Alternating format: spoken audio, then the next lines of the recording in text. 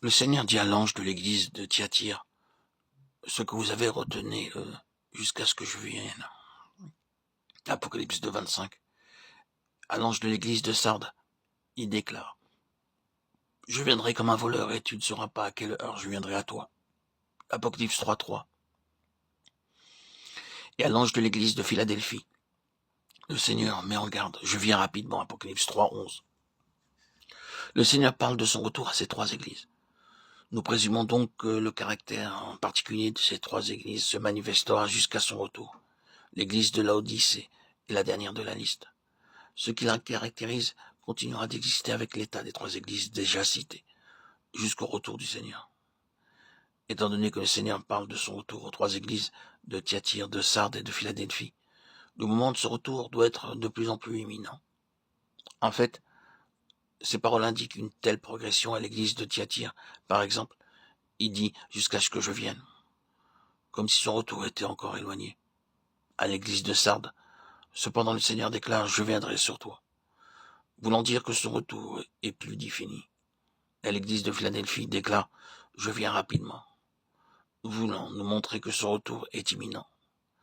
C'est pour cette raison que l'église doit veiller, doit se préparer pour rencontrer le Seigneur. Ainsi, les 4 dernières de ces 7 églises avaient leurs traits particuliers continueront d'exister jusqu'au retour du Seigneur. Cela ne signifie pas, bien sûr, que ces 4 églises apparaîtront simultanément et demeureront avec les autres jusqu'au retour du Seigneur. L'église de Thyatire est levée, ensuite l'église de Sardes est levée, suivie par l'église de Philadelphie et pour terminer par celle de Laodicée. Celles qui auront été levées avant les autres ne disparaîtront pas lorsque les autres arriveront. Au contraire, toutes existeront jusqu'au retour du Seigneur. En d'autres termes, elles seront levées à différentes époques, mais leur terme surviendra au même moment.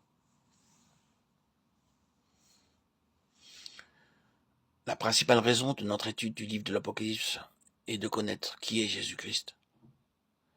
Si nous avions une seule ambition dans le domaine spirituel, ce serait de chercher à connaître le Seigneur avec ceux qui aussi le connaissent, lui.